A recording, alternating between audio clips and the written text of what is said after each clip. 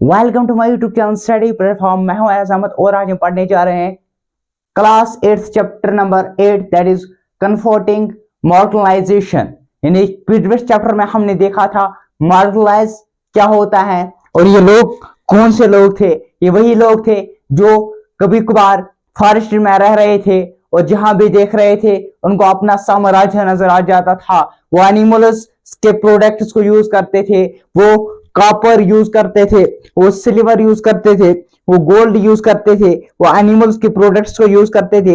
लेकिन टाइम ऐसा हुआ जब 19th सेंचुरी में कॉलोनियल रूल इंडिया में स्टेब्लिश हुआ। इस कॉलोनियल रूल ने, इस ब्रिटिश रूल ने इंडस्ट्रियलाइजेशन यहाँ पे स्टार्ट की, यहाँ पे प्राइवेट सेक्टर स्टार्ट हुए, यहाँ पे माइनिंग स्टार्ट हुई और इन्होंने क्या किया, इनको हमने क्या किया, वहां पे कट डाउन ट्रीज और ट्रीज को कट कर दिए गए और इनके लकड़ियों को रेलवे कंस्ट्रक्शन के लिए लाया गया, इनको बिल्डिंग्स के लिए लाया गया, इनको इंडस्ट्रियलाइजेशन के लिए लाया गया। और जब ये लोग क्या, इनको शिफ्ट करना पड़ा वहां से। अब इन बिचारों को जब शिफ्ट करना पड़ा और ये लोग जो है, यही लोग फिर आगे आगे जंगलों में रहने वाले लोग क्या अब सोसाइटी में आने लगे। ठीक है ना। अब यहां से दलित भी लोग आए यहाँ पे। आदिवासी जो जंगलों में रह रहे थे, एसटीज, एससीज, शेड्यूल कास्ट, शेड्यूल ट्राइब्स वजूद में आने लगे। अब इन शेड्यूल कास्ट्स को, इन शेड्यूल ट्राइब्स को, माइनॉरिटी ग्रुप्स को, फॉर एग्जांपल मुस्लिम्स को, फॉर एग्जांपल क्रिश्चियंस को, फॉर एग्जांपल सिख्स को, फॉर एग्जांपल बुद्धिस्ट को, फॉर एग्जांपल जैनिस को, अब इनको प्रोटेक्ट करने के लिए इंडिया की कॉन्स्टिट्यूशन ने कुछ फंडामेंटल राइट्स दे रखे हैं। फंडामेंटल राइट्स क्या चीज है, पहले हम ये समझते हैं जो हमको पता भी है। Fundamental rights are these principles that make our society and polity democratic. यानी कि हम एक पॉलिटी और सोसाइटी, एक सोसाइटी में रह रहे हैं जहां पे there is no discrimination based on the religion. यहाँ पे रिलीजन के बेस पे जहां पे कोई भेदभाव नहीं है as per the constitution of India and as per the political democratic political के बेसिस पे हर एक को एक वोट दिया जाता है, ना क्रीड के बुनियाद पे, ना कास्ट के बुनियाद पे। ठीक है ना, बल्कि हर एक को इक्वलिटी दी जाती है। यही तो क्या है, फंडामेंटल राइट्स। अब मार्जिनलाइजेशन, इन मार्जिनल्स को इन पे अडॉप्ट करने के लिए दो वेज हैं। ठीक है ना, फोर्स गवर्नमेंट। अब ये प्रिंसिपल, ये फंडामेंटल राइट्स क्या करते हैं, जैसे हमने इससे पहले आर्टिकल 28, आर्टिकल 29 जहां पे या फंडामेंटल राइट्स में right to equality of religious, जहां पर रिलीजियस का राइट जो हमने पिछले लेक्चर में देखा था कि देयर इज एवरीवन इज क्या है, फ्री। ठीक है ना, हर एक in the laws of the laws of under the government laws कि हर एक जो है, हर एक फ्री है। ही और she can follow any religious. ठीक है, कोई भी रिलीजन वो क्या कर सकते हैं, फॉलो कर सकता है या कर सकती है। और ऐसे ही हमने देखा article 28, 29 cultural and culture rights, जहां पे कल्चर एंड ट्रेडिशन राइट्स, जहां पे कल्चर या ट्रेडिशन वो अपने स्कूल उसको कायम कर सकते हैं जो माइनॉरिटी ग्रुप्स हैं। और force government to recognise the injust done by them. अगर कोई भी इनजस्ट इन आदिवासी, इन एसटी, इन दलित के साथ, इन अनटचेबल के साथ किया जाएगा और इनको फोर्स किया जाता है कि यहाँ पे देखो ये अनजस्ट क्यों हो रही है। कौन करता है ये चीज कॉन्स्टिट्यूशन करते हैं, ये फंडामेंटल राइट्स। क्योंकि मैंने आपको बताया जब रिकॉग्नाइजिंग रिव्यू हमने बताया था, जुडिशरी का ये भी काम है कि वो रिकॉग्नाइज करता है कि जो लॉज बनाए गए वो laws structure of the constitution को ना बदल दे। और जब इस structure of the constitution fundamental right है और इसको न बदल सकता है कोई, है ना, तो यहां पे गवर्नमेंट पे फोर्स किया जाता है कि वो इन चीजों को देखे।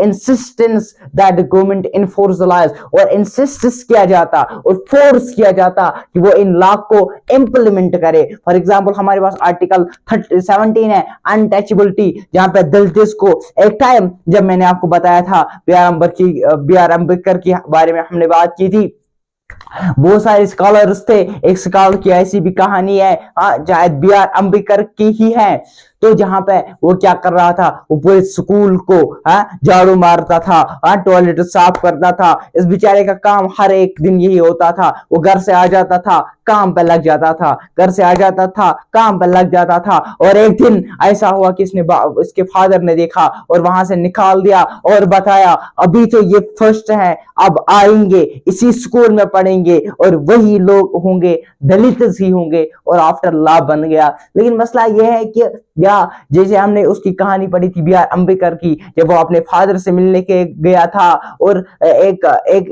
एक रेलवे ट्रेन जो वहां पे थी, एक स्टेशन पे जब वो उतरा और उसको मिला ही नहीं कोई होना, कोई उठाने वाला नहीं मिला, कोई सवारी कोई सवारी नहीं मिली, ठीक है ना। तो यानी कि वहां पे कितना फील हो जाता था, वो हमने पढ़ा था इससे पहले लेक्चर्स में।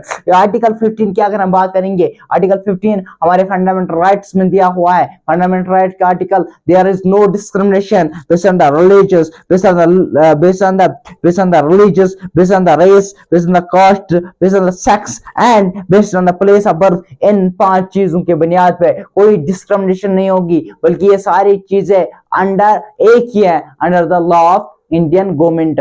लॉज फॉर द मार्जिनलाइज्ड, यानी इन मार्जिनलाइज्ड, इन पीपल्स के लिए, इन दलित्स के लिए, इन आदिवासी के लिए क्या बोल रहे हैं कि कुछ लॉज बनाए गए, स्पेशल लॉज और पॉलिसीज, कुछ स्पेशल लॉज जो इन्हीं के लिए मखसूस किए जाते हैं, इन मार्जिनलाइजेशन, इन मार्जिनलाइज्ड पीपल्स के लिए। प्रोमोटिंग सोशल जस्टिस, अब इस चीज को प्रमोट किया जाता है। फॉर एग्जाम्पल सोशल जस्टिस को प्रमोट करने के लिए इनके पास कहीं पे जो है ना ये फ्री हॉस्टल दिए जाते हैं दलित और आदिवासी के स्टूडेंट्स को, जहां पे आपने देखा भी होगा, ठीक है ना, free hostels for student of Dalit and Adivasi. और रिजर्वेशन पॉलिसी, इनको अलग रिजर्वेशन पॉलिसी मिल रही है जॉब्स में, इनको अलग से रिजर्वेशन मिल रही है कॉलेज में, इनको अलग से रिजर्वेशन मिल रही है यूनिवर्सिटीज में। जैसे आप देखो प्रेजेंट में, और गवर्नमेंट ने कैसी reservation policy of Jammu and Kashmir कर दी, जहां पे आप देखोगे अगर 30 पोस्ट निकलते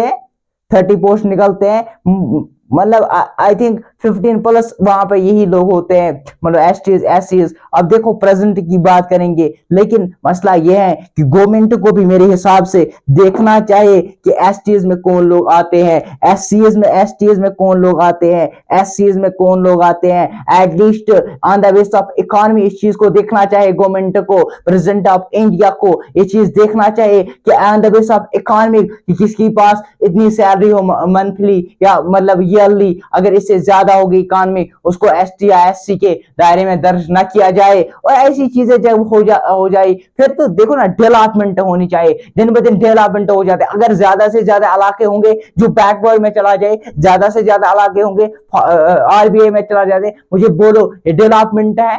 ये कौन सी डेवलपमेंट है? डेवलपमेंट का मतलब ये है कि जिनको आरबीआई है उनको जनरल कैटेगरी में लाया जाए, वहां पे डेवलपमेंट की जाए, जहां पे एसटीज और एससीज हैं, जो लोग जिन लोगों के पास फैसिलिटी नहीं है, देखो उनके पास फैसिलिटी है या नहीं है, अगर नहीं है तो उनको फैसिलिटी दो और उनको जनरलाइज करो, उनको जनरल कैटेगरी में आप लाओ। क्यों?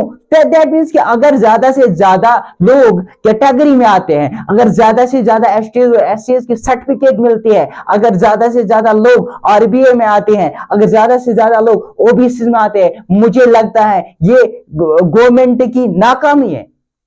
मुझे लगता है गवर्नमेंट की नाकामी है। ये कौन सी डेवलपमेंट है? डेवलपमेंट का मतलब ये होगा ना कि जहां पे बैकवर्ड क्लास होंगे उनको फॉरवर्ड में लिया जाए, जहां पे रिजर्वेड क्लास है उनको अनरिजर्वेड में लिया जाए। मतलब ये कि उनको फैसिलिटी प्रोवाइड कर दी जाए, उनके लिए हॉस्पिटल्स बनाई जाए, उनके लिए वो चीजें फराहम की जाए जो एक जनरल पीपल्स के लिए। व्हाट डज दैट मीन कि जहां पे लोग मिले वहां पे आरबीआई, ज्यादा से ज्यादा लोग आरबीआई में चले जाते हैं रिजर्वेशन के लिए। That is not a fair.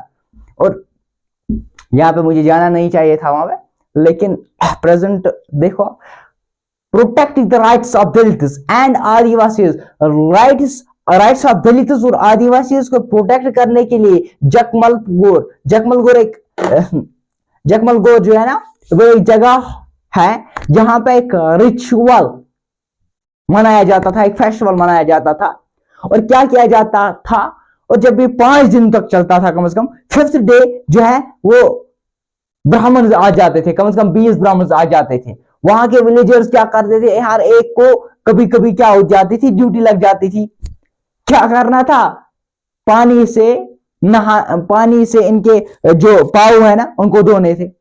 अब तो यहां तक तो ठीक है, मान लिया पाँव धोने हैं 20 ब्राह्मण के, अब क्या करना है, इसी से नहाना है। अरे ये कौन सा इंसाफ है। और ऐसे ही क्या हुआ, एक रत्नाम जो इंजीनियरिंग कॉलेज से आया हुआ था, एक स्टूडेंट था, जब इसकी बारी गई इसने टोटल अपोज किया कि मैं भी ये चीज मानता हूं कि नो मैन आर फॉरेन। कोई तो इंसान, सारे तो इंसान है ना। हर एक जब एक ही हवाई लेता है, जब एक ही वाटर पीता है, जब एक ही गुजा खाता है, now what is the difference है कहां, जरा बताओ तो सही। Why? What is the difference? Why? क्यों difference है based on the religious, based on the caste, based on the creed, based on the sex, based on the birth? क्यों हम स्टेरियोटाइपिंग ब्रिजेस्ट में आ जाते हैं, जब हम किसी कास्ट के मुतालिक ये देते हैं, ये कास्ट है, हमारे दिमाग में आ जाता है कि ये ऐसा होगा, ठीक है ना, हमारे लगता है क्या ये ऐसा होगा, ठीक है ना।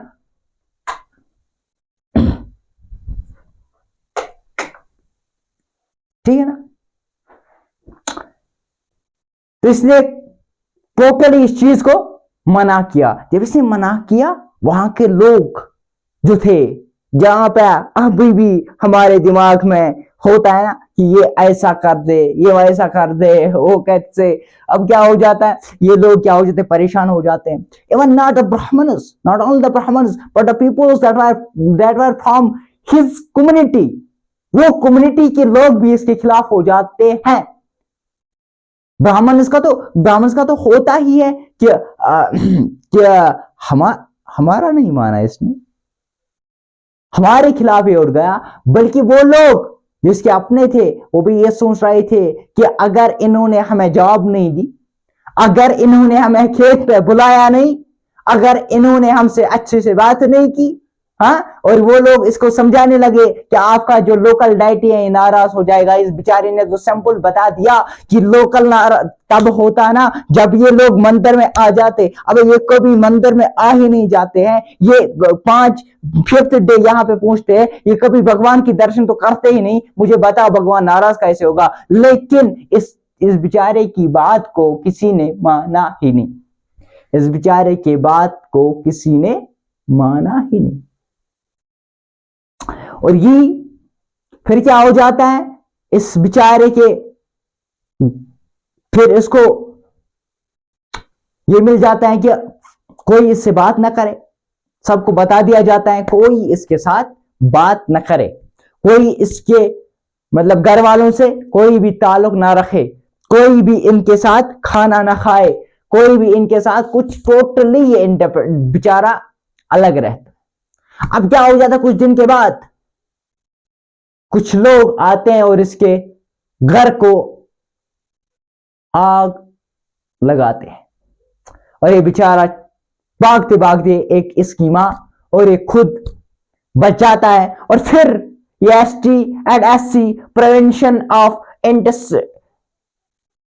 एट्रोसिटीज एक्ट 1989 के द्वारा इन पर लगा दिया जाता है, जहां पर ये फेस्टिवल, ये रिचुअल, इसको बैन लग जाती है। लेकिन इस बेचारे को वहां से निकलना पड़ता है, तब भी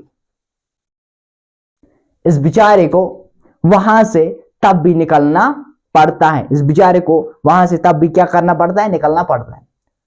अब इस एक्ट में क्या लिखा गया था, इससे पहले भी ऐसा ही कुछ हुआ था। दलित के साथ बहुत बड़ा जुल्म हो रहा था, दलित को बहुत सारा परेशान किया जा रहा था, एंड दलित को बहुत सारे इल ट्रीट किया जा रहा था। और फिर एक्ट बन गया था, यहां पे ये बताया गया था not to drink inedible substance, यानी वो चीज है जो आपको लगे सही नहीं है वो चीज नहीं खानी है, इन दलित को बताया गया है। और not to be naked with the painted face, इन विचारों को, अब इस फेस को पैंट करके नंगा घुमाया जाता था, ये भी खत्म किया गया। एक्ट किसके द्वारा? प्रिवेंशन ऑफ एट्रोसिटीज एक्ट 1989 के द्वारा। और इसके अलावा नॉट परफॉर्मिंग स्लेव लेबर, इन बिचारों को स्लेव लेबर करना पड़ता था दलित्स को, यानी कि कहीं पे जाके मजदूरी करनी पड़ती थी, हाँ, लेकिन वहां पे कोई वेजेस ही नहीं मिल रहे थे बेचारों को। ट्रांसफर्ड अलॉटेड लैंड, अब बताया गया कि जिस दलित्स के पास जितनी लैंड थी उनको वापस किया जाए, फोर्सफुल लैंड उनसे ना ली जाए। और फोर्स वुमेन और डिसऑनर हर, फॉर एग्जाम्पल अगर किसी वुमेन को फोर्स की जाए या इसको डिसऑनर की जाए और इसके बिना पे वहां पे क्या उसको पनिश किया जाएगा, ठीक है ना, कानून के द्वारा। और पिछले लेक्चर में मैं ये भूल गया था, 2011 सेंसस के अकॉर्डिंग हिंदू जो है उसकी परसेंटेज कितनी है? यहाँ पर 79.8% प्रेजेंट है, मुस्लिम 14.2% प्रेजेंट है, क्रिश्चियन 2.3% प्रेजेंट है, सिख 1.7% प्रेजेंट है, अदर्स 2% प्रेजेंट है।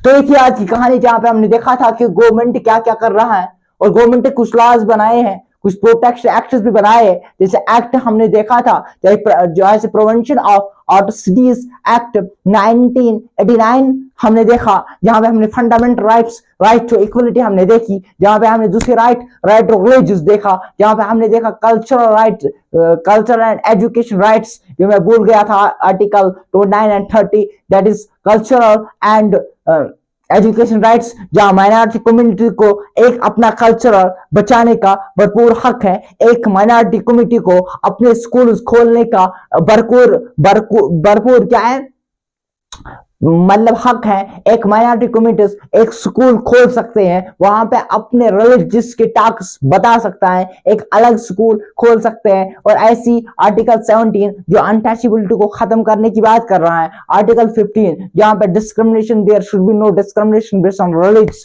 Cast, creed, sex and place of birth, जहां पे हमने देखा। और हमने देखा कि laws of marginalisation, special laws and policies promoting social justice, protecting the rights of the Dalits. और हमने देखा कि यहाँ पे एक्ट जो बनाया था, प्रिवेंशन ऑफ एट्रोसिटीज एक्ट 1989, वहां पे कौन कौन से क्या क्या चीजें बताई गई थी। और मिलते हैं अगले लेक्चर में, तब तक बने रहे हमारे साथ यूट्यूब चैनल के साथ, स्टडी प्लेटफॉर्म अपने फ्रेंड्स के साथ शेयर करना ना भूलें।